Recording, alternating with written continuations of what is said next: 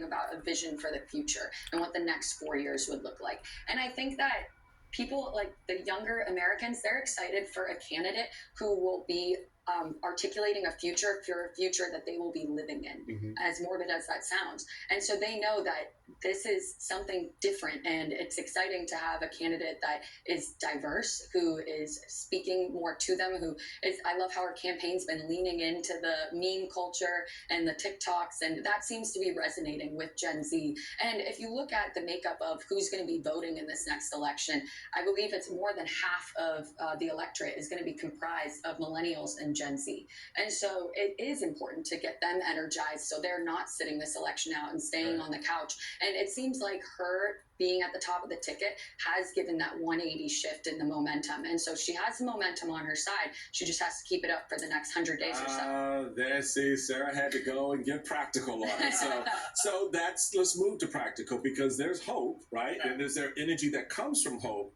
But then there's the practical aspects of standing up a presidential campaign with 100 days left, which will be this Sunday. Putting in place a vice presidential nominee who has to be somehow aligned with you, that, okay, we're just meeting, this is speed dating, but go with it, right? Right. So, Cornell, how do you assess the practical aspects going into the convention, the vote of the Democratic Party on August 1st, I believe, or 7th, around that time frame, soon. For the delegates, how do you see that stacking up practically, and what that may mean to the momentum? Well, look, we're campaign hacks here around this table, and so I'm looking at it from the perspective of the campaign.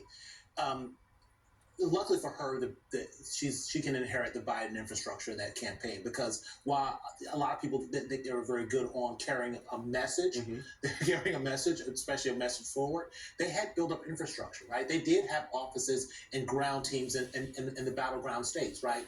And looking to sort of expand the battleground states. So the infrastructure is there. The other part of this, and I'm going to steal this line from Chuck Todd, right? And he says, the vice president is most famous unknown person in the world.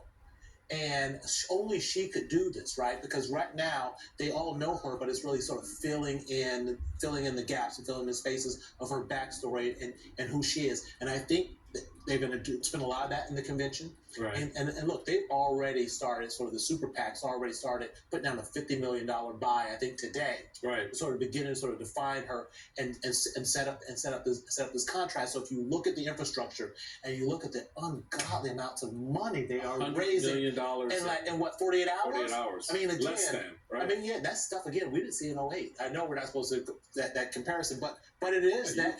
But it is sort of that sort of energy and that comparison that's going on. So I think when you look at the infrastructure, you look at the money, and I think how aggressive they are, because they're talking about even going into North Carolina right now, going after more states.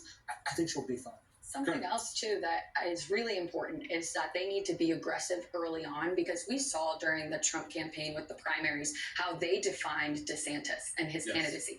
He wasn't a great candidate, so, he had that going. But before he even entered into the primary, they had already kind of ruined his candidacy, because they spent tens of millions of dollars defining him and turning voters off to him. So that's why it's important that they're out there and making the case. And what we've seen so far from the Trump campaign of how they're sort of defining her is they're saying she's a San Francisco liberal. She's ultra liberal. And I think the way to combat that will be with her vice presidential pick. And I think the smartest pick that she could do is either Mark Kelly or Josh Shapiro. He's my personal favorite. I think that he gives you that balance to a ticket, a little bit more of a moderate Democrat. And then they need to be aggressive with their ad buys, being on the airwaves. I saw a tweet the other day from a friend of mine who lives in Philly, who said he was watching the Phillies game and he saw 3 Trump ads all attacking Kamala Harris. And there were 0 pro-Kamala ads and 0 anti-Trump ads. And so I think that it really will be important for them to be aggressive and hit the ground running. Good point. I mean, look, the Trump campaign may have been caught a little bit flat-footed in terms of the process, how it unfolded, and the sudden gravitational shift in the political space towards Kamala on the Democratic side. But they at least were quick, to Sarah's point, to turn the spigot open a little bit, to throw out some quick